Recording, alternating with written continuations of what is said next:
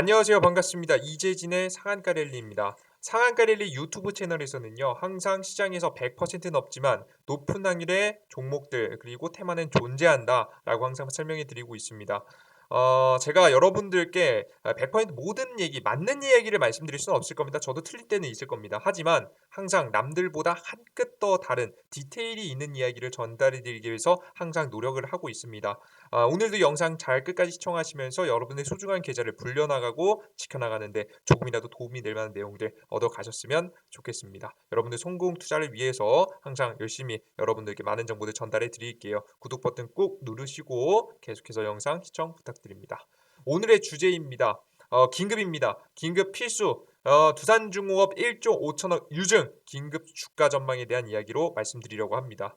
제가 방금 전에 영상을 올리기 이전에 이제 게시글 하나 올렸습니다. 뭐라고 말씀드렸냐면 11월 12일 매도 사인을 드렸습니다. 저는 두산중공업의 비중을 정말 소액 빼고는 다 파시라는 말씀을 드렸고 시장에 대한 이유와 뭐 여러 가지 이유가 있었지만 하락할 가능성이 높다라고 말씀드렸고 저는 여러분들께 매도하라는 사인을 드렸는데 그 뒤에 1조 5천억 유증 이슈가 나왔고 시간외로 급락 중입니다. 이게 급락이 나오고 있어요. 그래서 여쭤봤죠. "어떻게 하시는 게 좋겠습니까?" 라고 말씀을 드렸는데 사실 악재가 나온 종목의 영상을 찍는다는 것은 굉장히 불편한 일이고요. 욕먹기도 딱 좋은 일입니다. 여러분들께서 긍정적인 이야기를 말씀해 주시지 않을 가능성이 높아요. 하지만 그럼에도 불구하고 제가 여태까지 두산중공업을 이 유튜브 채널에서 가장 많이 업로드한 주제이기도 하기 때문에 책임감을 가지고 여러분들께서 답변해 주신 만큼 여러분들께 오늘의 영상도 답답하신 마음을 조금이라도 풀어갈 수 있도록 제 개인적인 견해에 여러분들께 조금이라도 전달해 드려 보도록 하겠습니다. 아시겠죠? 그럼 본격적으로 진행해 보도록 할게요. 최근에 두산중공업 이틀 지금 3일 전에 찍었던 영상도 그렇고 최근에 13일 전 12일이죠 이때가 찍었던 영상도 그렇고 저는 매도 사인을 여러분들께 드렸습니다. 이유는 바로 가장 큰 이슈가 터졌었죠. 중국 앞으로 15년간 원전 150기 추가 건설하겠다. 서해 건너편에 최대 원전 벨트를 만들겠다라고 이야기했죠. 이게 중국의 전력난 이후에 벌어지게 된 일입니다. 날짜는 11월 3일 날짜입니다. 11월 3일 날짜 이후부터 두산중공업은 상승세를 시작했고요. 그 다음에 제가 12일 날짜에 계속해서 매도 사인 그리고 최근 3일 전에도 조심하셔야 된다는 설명을 여러분들께 드렸던 거죠. 어, 결국엔 큰 이슈대에는 차익 매물이 나오게 됩니다. 그렇기 때문에 결국에는 주가가 조정받을 만한 가능성이 높다라고 이야기했고 실제 12일 이후로 주가는 하방으로 빠졌습니다. 게다가 제가 매도 사인을 드린 데는 이유가 하나 더 있었는데요. 바로 시장에 대한 문제가 있습니다. 바로 뭐냐면 현재 이 코로나 바이러스가 터지고 나서부터 금융시장이 붕괴되기 직전까지 갔다가 유동성, 돈을 풀면서 성장시킨 시기 아니겠습니까? 그죠? 유동성이 쭉 성장이 나간 시기입니다. 근데 똑같은 이 유동성으로 양적 완화로 경제를 회복했을 당시에는 과거에도 있었던 적이 있습니다. 바로 언제냐? 2008년도, 7년도 이때인데요. 이제 이때 당시에 서브프라임 모기지 사태라고 표현하기도 하고 이때 당시 우리나라에서 금융위기라고 표현하기도 했습니다.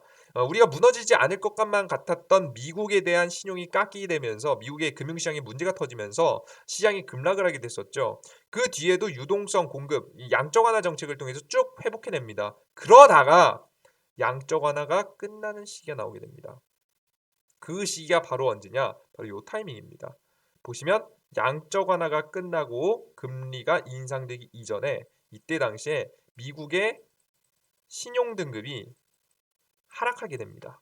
신용 등급이 하락 평가를 받게 되면서 미국 시장도 급락을 했지만 그에 따른 영향, 미국도 회복을 못하는데 한국은 회복할 수 있을까라는 이슈하에 우리나라 한국 시장도 다 같이 급락하는 시기를 겪었고요. 그 뒤부터 우리나라 증시는 끝없는 횡보 장세에 갇히게 됩니다. 이게 유동성을 뿌린 다음에 뿌린 유동성을 정상화시키기 위한 정상화 기간을 가지게 되는 거예요. 이해되셨어요? 여기까지 아시겠죠? 이번에도 마찬가지일 겁니다. 악재에 급락했고 급락의 악재를 해소시키기 위해서 돈을 풀었고 엄청난 유동성을 올리다가 이 엄청나게 풀었던 이 유동성을 해소시켜 줄 만한 구간을 분명히 만들어야 되고요. 그런 구간을 만들기 위해서 바로 금리 인상 전에 글로벌 악재를 하나 더 터뜨릴 가능성이 매우 높아요. 왜 이런 시기를 굳이 만드냐면 이때 시기에 맞춰서 악재를 터트려내면서 뭘 하는 거냐면 살아남을 국가와 살아남지 못할 국가들을 지금 현재 빈불의 격차를 만들기 위해서 구분하는 겁니다. 우리나라에서도 부동산을 가진 자와 가지지 못한 자, 자신을 불려나갈 수 있는 자와 불려나가지 못하는 자로 나뉘지 않겠습니까? 마찬가지라고 여러분들 생각을 하시면 될 것 같습니다. 마찬가지 이게 무슨 얘기냐? 결국에는 미국 같은 경우 K자 회복을 원하지 않겠습니까? K자 회복이라는 걸 뭘 표현하는 거냐면 미국만 회복하고 나머지 국가들은 죽어나는 구조로 만드는 거예요. 그나마 대한민국이라는 나라는 선진국 직전에 있는 나라이기 때문에 그나마 과거에도 버텨줬던 것이지 이것을 버티지 못하게 되면 어떤 최악의 상황까지 나와버리게 되면 최근에 터키 보셨습니까? 터키의 화폐 가치가 급락하고 있다는 뉴스가 연일 나오고 있습니다. 보이세요? 보이시죠? 터키 리라 또다시 15% 폭락, 올해 들어서만 42% 가치 폭락을 겪고 있습니다. 그러니까 나라가 망해가는 거죠. 그죠? 마찬가지입니다. 이번에도 이 버티지 못하고 이 미국의 글로벌 악재를 버티지 못하고 한 번에 떨궈낼 때 떨궈지는 국가들이 분명히 존재할 것이고요. 버텨지는 국가들은 겨우 횡보세만 버텨도 다행이라고 할 정도의 증시 상황을 이어갈 가능성이 매우 높습니다. 이해가 되셨죠, 여러분들? 여기까지 이해되셨을 거라고 봅니다. 자, 그러면 이번에도 마찬가지입니다. 이번 미국 신용도 하락 사건이라는 글로벌 악재를 만들어내면서 부각시키면서 남들 살아남지 못할 국가들을 솎아내는 구간을 만드는 거죠. 이번에도 마찬가지입니다. 솎아내는 국가들을 분명히 만들어내게 될 것이고요. 이번에 가장 강력한 명분은 저는 바로 뭐라고 보고 있냐면 바로 신용등급 하락이 아니라 이번에 키워드는 바로 부채한도 협상이라고 봅니다. 공화당과 민주당의 부채한도 협상. 부채가 항상 부채한도는 꾸준히 이렇게 늘려갔단 말이에요. 간단하게 화면에 보여드릴게요. 미국 부채한도 협상. 미국의 부채한도 협상 같은 경우에는 과거부터 이런 식으로 올라가 왔습니다. 간단히 볼게요. 잠시만요. 화면에 뜨면 보도록 하겠습니다. 보시면 미국의 정부 부채는 꾸준히 늘어났고 꾸준히 늘어나는 유동성에 의해서 화폐가 양이 증가하니까 당연히 증가할 수밖에 없죠. 그렇게 되면서 미국 정부의 부채 한도를 높여갔는데 이런 부채 한도 협상이 이루어지지 않게 되면 미국은 부채 한도보다 더 많은 부채를 쓰게 됩니다. 디폴트 상황이 오게 되는 거죠. 이러한 최악의 상황을 막기 위해서 바로 부채 한도 협상을 통해서 부채 한도를 올려놔야 됩니다. 그죠? 이해되셨죠? 그럼 또다시 부채 한도가 올라가게 되면 미국의 신용도도 흔들릴 수 있겠죠. 과거와 같은 비슷한 일이 벌어지거나 혹은 그렇게 되지 않더라도 부채 한도 협상이 쉽게 이루어지진 않을 겁니다. 왜? 미국에는 공화당과 민주당으로 크게 나눠지게 되는데 민주당 같은 경우에는 돈을 풀자. 민주당 돈을 풀자. 돈을 많이 풀자. 정부에서 돈을 많이 풀자. 부채를 한도를 늘려가지고 크게 늘려서 돈을 많이 풀자는 쪽이고 공화당 같은 경우에는 정부가 이번에 최악의 상황에서 풀긴 풀어야겠지만 과하게 풀지 않고 적당히 풀고 나머지는 시장에 맡겨야 된다. 적당히 풀어야 된다. 라고 지금 현재 주장을 하고 있죠. 특히나 지금 현재 바이든 정권의 이 지지율이 굉장히 많이 떨어진 상태이기 때문에 민주당 입장에서는 부채 한도를 더 크게 인상시켜서 더 많은 부채를 찍어내서 지금 현재 더 많은 경제 회복을 통해서 사람들에게 민심을 얻기 위해서 노력을 하겠죠. 그것을 견제하기 위해서라도 공화당은 적당히 풀자. 이 부채 한도를 쉽게 협상해주지 않을 가능성이 높습니다. 이렇게 갈등이 깊어지게 되면서 자연스럽게 미국의 디폴트 얘기 쉽게 풀리지 않는 문제가 발생하게 될 거고요. 이러므로 인해서 증시는 한 번쯤 강하게 하방을 때릴 가능성이 높습니다. 때리는 이유는 뭐라고요? 시장에 그 전부터 크게 급락해요? 그게 아니에요. 크게 급락하는 게 아니라 단기 급락 정도가 나오면서 미국의 신용도 악재가 똑같이 이렇게 글로벌 악재를 터뜨려주게 되면서 이 상태에서 무너지는 국가와 버텨주는 국가들을 구분하게 될 겁니다. 그래서 국가들마다 빈부격차가 일어날 겁니다. 우리나라 안에서도 빈부격차가 벌어지듯이 전 세계 글로벌적으로도 빈부격차가 벌어진다라고 보시면 돼요. 근데 그런 확률이 높은 것, 이게 무조건적으로 그렇게 되는 건 아니지만 이렇게 확률이 높은 것이 바로 지금 현재 부채한도 협상이다라고 말씀드리는 겁니다. 이해되셨죠? 이러한 상황은 현재 우리나라 경제 최근의 글로벌 흐름들을 통해서도 알 수가 있는데 제가 어떤 이슈냐면 이렇게 결국엔 미국은 K자 회복을 하고 싶어 하잖아요. 그래서 미국만이 경제 회복을 할 수 있을 정도로 경제 회복이 됐다라고 하면서 인플레이션을 준비해야 된다는 얘기를 하는 겁니다. 인플레이션이라는 건 경제가 회복이 됐을 때 하는 얘기예요. 미국은 경제 회복이 되고 있고 그래서 조기 금리 인상을 준비해야 된다라는 이야기를 하고 있는 거죠. 근데 항상 금리 인상 직전에 이런 악재를 터트려냈습니다. 떨궈내는 악재를 항상 터트려냈었기 때문에 이번에도 슬슬 이런 시기가 오지 않을까에 대한 걱정을 하고 있다라고 보시면 됩니다. 그죠? 이런 미국의 독보적인 경제 회복을 통해서 다른 글로벌 자금들이 미국 쪽으로 몰리기 시작하고요. 미국 쪽으로 몰리기 시작하니까 달러 지수도 엄청나게 크게 올라가는 모습이죠. 이건 인베스팅닷컴에 들어가시면 달러 지수는 모두 다 확인하실 수 있습니다. 이번 연 초보다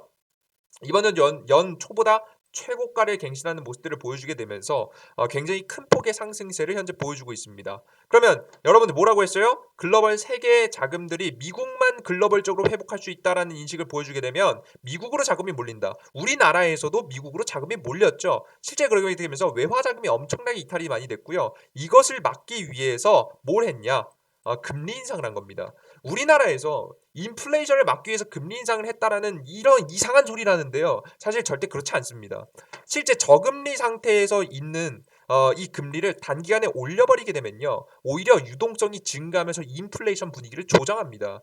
이게 현실입니다. 그냥 책에서 배운 대로는 이 금리를 인상시키면 인플레이션을 잡을 수 있어. 이거는 장기적인 관점이고요. 정말 단기적인 관점에서 특히나 저금리 상태에서 금리를 올리게 되면요. 오히려 과거에 대출을 못했던 사람들, 저금리 상태에서 빡빡한 신용 규제로 인해서 은행에서 바보가 아니지 않습니까? 은행에서 신용 등급이 낮으면 대출 절대 안 해줘요. 이자도 낮아가지고 자신들한테 이윤도 안 되는데 이걸 뭐하러 대출해 줍니까? 그래서 대출이 막혀 있는데 오히려 금리가 인상되기 시작하면 이런 대출 규제들이 조금씩 느슨해지기 시작하고 오히려 유동성은 더 공급됩니다. 그래서 실제 우리나라가 지금 실제 금리가 두 번 인상됐죠.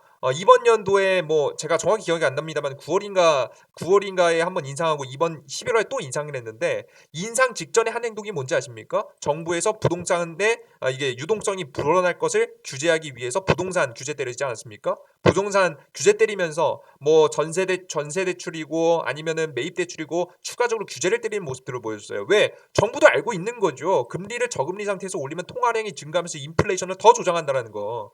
그래서 이것을 막기 위해서 과거에도 정부 이 금리를 올리기 직전에 이런 규제를 때렸던 겁니다. 아시겠습니까? 이해되셨죠? 결국에는 근데 그럼에도 불구하고 금리를 인상시키는 이유는 뭐냐면 빠져나가는 외화 자금을 막기 위해서 금리 인상을 했던 거예요. 뭔 소리인지 아시겠어요, 여러분들? 오케이? 왜? 글로벌 자금들이 다 미국이 회복된다라는 뉴스에 미국으로 몰리니까요. 이게 여러분들께서 이렇게 보시면 와닿지 않으실 수 있는데요. 글로벌 자금들이 눈에 보이는 주식시장의 자금도 있을 거지만 글로벌 투자를 하는 것들만 보아도 이해를 하실 수가 있습니다. 제가 최근에 현대차가 이번에 아이오닉 전기차를 어디서 생산한다고 했냐면 아이오닉 7을 미국에서 생산한다고 합니다. 그죠? 미국에서 생산하는데 2023년도부터 아이오닉 미국에서 생산한다. 이거 미국에 공장 짓고 미국의 일자리가 늘어나고 미국의 경제가 호황이 터지는 거예요. 한국에는 전혀 도움이 안 됩니다. 그죠? 이번에 삼성도 마찬가지입니다. 어디로 했습니까? 삼성이 투자 미국에 했죠. 미국의 반도체 파운드리 투자하겠다라고 분명히 이야기했고 테일러시의 공장을 만들겠다라고 이야기합니다. 이게 글로벌 자금들이 이미 움직이고 있다는 걸 직접 여러분들께서 기업들의 자금을 통해서도 이해를 하실 수가 있는 거죠. 우리나라의 대기업도 대한민국의 공장을 추가적으로 짓지 않습니다. 미국에 지어대고 있는 겁니다. 아시겠죠? 이런 외화 자금의 이탈을 막기 위해서 결국엔 금리 인상을 했고 이러한 흐름들이 나오고 있다. 근데 이러한 흐름이 나오는 와중에 앞서 말씀해드렸던 어떤 거 부채 한도 협상에 대한 문제, 안 그래도 이것에 대한 문제가 터지기 직전인데 터져버리게 되면 시장에 급락이 한번 나올 수 있겠다. 그렇기 때문에 저는 미국 시장은 한 번 더 위기를 겪으면서 전 세계 시장을 요동시킬 거고 그렇기 때문에 저는 매도 사인을 드렸습니다. 두 가지 이유죠. 앞서 설명드렸던 가장 큰 이슈가 도래했고 그 이후에 차익 매물에 대한 우리가 피하실 필요가 있다는 설명드렸고 두 번째 앞서 말씀드렸던 시장에 대한 하락 가능성에 대한 이야기를 드리면서 여러분들께 매도 사인을 드렸던 거죠. 이해되셨죠? 자 그러면 우리가 지금 현재 상황에서 시장이 더 밀리면서 주식시장도 더 떨어질 거고 두산중공업도 아마 더 저종료받을 겁니다. 그러면 우울한 얘기만 해야 되느냐? 아닙니다. 여러분들 일단 유상증자 분석 먼저 들어가 보도록 하죠. 일단 이런 배경을 알아야지 유상증자 분석이 의미가 있는 거예요. 아시겠죠? 이해되셨죠? 유상증자 분석에 한번 들어봅시다. 유상증자가 현재 뭐라고 나왔냐면 이렇게 볼게요. 두산중공업의 유상증자 내용인데요. 이걸 분석하시면 얼추 두산중공업이 어떤 생각을 가지고 유상증자를 때렸는지 아실 수가 있습니다. 첫 번째, 지금 현재 기업의 보통 주식이 발행됩니다. 신주의 종류와 수, 보통 주식이 대략적으로 요 정도 발행이 됩니다. 보통 증자 전에 발행 총 주식 수는 요 정도 됩니다. 대략적으로 총 주식 수에 비해서 5분의 1이 좀 안 되죠. 그죠? 5분의 1이 좀 안 되는 물량, 한 6분의 1 정도가 상장된다라고 보시면 될 것 같아요. 엄청난 금액이에요. 그죠? 여기선 자금 조달의 목적에서는 채무 상환, 빚을 갚겠다라고 이야기를 했고, 일십, 백, 천만, 십만, 백만, 천만, 억, 10억, 100억, 천억, 7천억 정도로 빚을 갚는 상황했고 이야기했고, 그 나머지 자금들을 가지고 앞으로 신에너지, 지금 현재 뭐 두산중공업의 원전이라든가 아니면 풍력이라든가 친환경 발전에 투자하겠다라는 이야기를 한 거죠. 뭐 가스터빈이라든가 이런 거에 투자하겠다라고 하면서 유상증자를 때립니다. 근데 여기서 중요한 점은 뭐냐면, 저는 이 두산중공업이라는 기업이 유상증자에 대해서 굉장히 고민을 많이 했다는 게 느껴지는 게 바로 뭐냐면 요겁니다. 유상증자를 이걸 하기 위해서, 일단 유상증자라는 얘기는 무슨 얘기냐면 주주들의 돈을 뜯겠다는 소리거든요. 주주들의 또 돈을 뜯어가지고 경제를 기업을 회복시킬 겁니다예요. 그 사실상 이건 사람들이 보기에는, 주주들 입장에서는 굉장히 불편한 거죠. 그죠? 니네가 돈 벌어서 니네가 알아서 돈 빌려서 해야지, 왜 주주들의 돈을 뜯어가지고 유상증자를 때려가지고 하느냐라는 이야기를 하실 수가 있습니다. 자, 그런데 이거 보시면 아시겠지만 그래서 굉장히 사람들이 불편하게 생각하고 있어요. 그죠? 오히려 매도할 만한 명분들이 돼버리는 거죠, 유상증자가. 기업은 정상화될지언정 주식은 손실을 볼 수 있기 때문에 사람들이 굉장히 많이 불편해합니다. 그죠? 그런데 여기에 상장일자입니다. 확정 예정일과 상장일자 보겠습니다. 지금 현재 나오고 있는 예정 발행가가 18,100원에 상장된다라고 하면서 사람들이 이 가격에, 지금 현재 가격하고 말이 안 되지 않겠습니까? 두산중공업. 그래서 시간에 한가한 거거든요. 이거 말도 안 되는 가격이잖아요. 18,500원. 이거 여기 말도 안 되는 가격이 상장을 한다고 하니까 이거 주가가 지금 급락을 때려버린 겁니다. 근데 잘 보시면 이게 언제 확정되느냐? 내년 2월 7일이에요. 12월 아니에요. 다음 달 12월 아니에요. 대한저선하고 좀 케이스가, 대한저선 거의 다음 달이었어요. 감자 예정일이, 확정 예정일이. 어. 근데 여기 보시면 확정 예정일이 2022년 2월 7일이에요. 굳이 한 달 뒤도 아니고 두 달 뒤도 아니고 세 달 뒤도 아니고, 이 지금 몇 달 뒤예요, 여러분들? 벌써 세 달, 네 달 뒤죠. 네 달 정도 뒤죠. 세 달, 세 달 뒤요, 세 달 뒤. 세 달 뒤입니다. 확정 예정일이 아직 멀었죠. 이것이 확정되고 나서 청약을 하기 시작한 시가 2022년 2월 10일입니다. 그리고 나서 상장 예정일이 3월 4일입니다. 여러분들 뭔가 안 느껴지세요? 지금 두산중공업이 최근에 어떤 종목, 어떤 이슈로 주가가 파동이 나왔죠? 맞아요. 대선 이슈였어요. 대선에서 원자력 발전에 대한 재료로 급등했습니다. 대선 재료죠. 대선 주자들의 재료. 그 전에 요쪽 파동은 풍력발전소에 대한 기대감과 실적 개선에 대한 기대감으로 상승을 했고, 그 다음에 이 큰 파동은 원자력 발전에 대한 재료로 상승을 했죠. 해외 수주. 그리고 나서 조정을 받다가 국내 원전 발전에 대한 원전에 대한 기대감으로 국내 원전에 대한 재료로 올라갔어요. 다 다른 재료로 올라갔습니다, 여러분들. 실제 파동이. 그죠? 그러다가 이렇게 쭉 상승세가 나오다가 대형 이슈, 중국에 대한 이슈가 터지고 나서 쭉 조정받았는데, 재밌는 게 뭐냐면 지금 결국에 이 정치적인 흐름에 영향을 받고 있는 현재 두산중공업 같은 경우, 결국 주가가 다음에 또 움직여도 정책 관련해서 움직일 가능성이 높아요. 그래서 앞서 말씀 뭐라 그랬죠? 주주의 돈을 뜯어서 기업을 정상화시켰다라는 것은 주주의 반감을 살 수 있는데, 오히려 주주들이 주식을 살 수밖에 없는 환경에 놓여 있는 대선 직전, 대선 결정 직전, 대선이 지금 3월 9일 아닙니까? 3월 9일 투표죠. 9일. 그죠? 만약에 국민의힘이 유리하다면, 민주당이 지금 현재 지금 원전 반대하고 있죠. 원전 반대. 탈원전 이야기하고 있고요. 국민의힘이 원전을 찬성하고 있죠. 근데 그때 당시에 국민의힘에 유리하다면, 원자력 발전소에 대한, 최근에 또 중단됐었던 원자력 발전소에 대한 재건설이 시작될 가능성이 높아진다면, 그때 또 원자력 발전소 관련 종목들은 움직일 겁니다. 큰 파동이 아닐 수 있겠지만 분명히 또 움직일 겁니다. 그러면 이 두산중업이 하고자 하는 건 뭐냐면 이 청약일자가 굉장히 변태스럽다라고 생각이 되는 게 뭐냐면 대선 직전에 일부러 기대감이 들어올 만한 타이밍에 맞춰서 유상증자를 결정하고 사람들이 사게끔 유도해주고 있습니다. 그죠? 이해되셨어요, 여러분들? 그래서 당장에는 주가가 떨어질 가능성이 높겠지만 저는 다시 반등 나오면서 올라갈 가능성이 높다라고 봐요. 언제? 대선 직전에 일부러 포커스를 맞추고 두산중업이 이 원전에 대한 이야기를 했다라는 부분, 이 유상증자를 진행했다는 부분이 최대한 유상증자를 받기 위한 전략이 나왔다. 그래서 여러분들께서 이러한 흐름세가 나오는데 이러한 흐름세에서는 보통 단기간에 그 주가 급락을 빠졌다가 다시 반등을 천천히 해줄 가능성이 높습니다. 다만 전고점을 넘을 것 같진 않아요. 절대 넘을 수도 있는데 제 개인적인 생각입니다. 넘을 거라고 생각하진 않아요. 그래서 여러분들께서 지금 하셔야 되는 건 뭐냐면 대선 시즌에 몰리는 원전 관련 수급에 맞춰서 유상증자를 일부러 두산중공업을 유도해주면서 재료도 터트려낼 가능성이 높아요. 원자력 발전 이번에 수주했다. 원자력 발전소 이번에 짓는다. 원자력 발전소 원자력 기술 있다라고 하면서 어필하겠죠. 왜냐면 유상증자 받아야 되니까. 얘네도 유상증자 더 많이 받아야 될 거 아니에요. 유상증자 성공해야 될 거 아니에요. 그래야지 기업의 정상화 시키죠. 그러기 위해서라도 더욱더 대선 시즌에 맞춰가지고 준비를 했고 이런 시즌에 맞춰서 원자력 발전소에 대한 재료를 기업 입장에서 더 터트려주는 것이 유리하기 때문에 그 타이밍에 맞춰서 다시 한번 반등이 나올 때 여러분들께서는 탈출하시는 게 좋지 않을까 생각합니다. 다만 제가 앞서 말씀해드렸죠.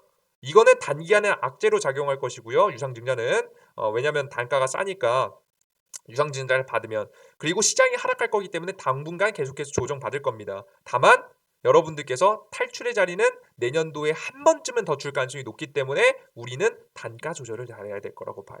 그죠? 종목의 최저점 매수를 통해서 단가를 잘 맞출 준비를 해야지 여러분께서 탈출할 수 있는 거예요. 자, 그럼 결국 우리는 언제까지 기다려야 됩니까? 제가 앞서 말씀드렸던 시장의 저점 타이밍. 저도 이거 틀릴 수 있습니다만은 여태까지 여러분들 시장의 하방 다 맞춰드렸죠? 동일합니다.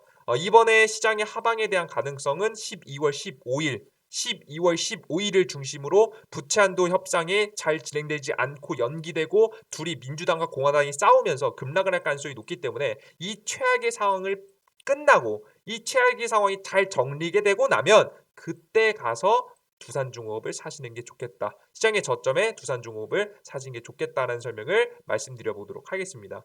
이해되셨죠, 여러분들? 요 타이밍에 맞춰서 할 거예요. 아시겠죠?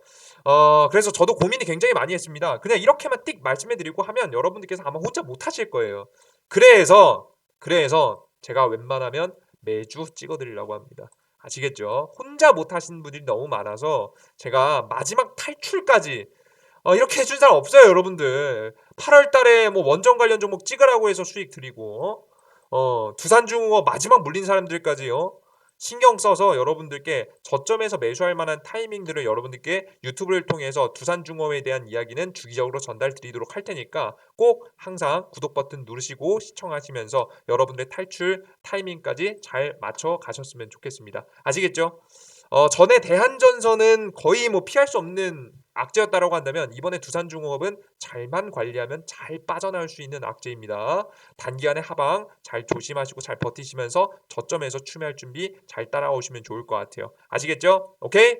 그래요. 여기까지 여러분들 오늘의 영상 잘 마무리해 보도록 하겠고요. 이 영상이 조금이라도 도움이 되신 분들은 구독 버튼과 따봉 버튼 눌러주신 거 잊지 마시고요. 추가적으로 여러분들께서 혼자 매매하시는 걸 힘들어하시는 분들을 위해서 제가 이재진의 상한가랠리 어플리케이션을 운영하고 있습니다. 이재진의 상한가랠리 어플리케이션에서는요. 대략적으로 85% 확률의 급등 종목들도 짚어드리고 있고 시장에 대한 테마 이슈들 시장에 대한 분석들 그리고 급등주 포착 자료라고 해서 여러분들께 해드리고 있는 테마주 정리글도 계속 꾸준히 올려드리고 있습니다. 초보자분들이 이 글들을 꾸준히 시청하시면 여러분 충분히 확률 높은 투자를 하시는데 도움이 되실 거라고 저는 생각을 해요. 이런 어플리케이션 다운로드 받고 싶다 하시는 분들은 바로 제 도움이 필요하신 분들 영상의 바로 하단에 있는 링크 안드로이드, 아이폰 링크를 통해서 접속하시면 되고요. 직접 이재진의 상한가랠리라고 검색하시면 나오실 겁니다. 그걸 클릭하시고 들어오셔도 괜찮을 거라고 생각이 됩니다. 그래요. 여러분들 여기까지 영상 마무리하도록 하겠고요. 저는 저는 다음 영상에 조금 더 유익한 영상과 함께 찾아뵙도록 하겠습니다. 모두 감사합니다. 땡큐.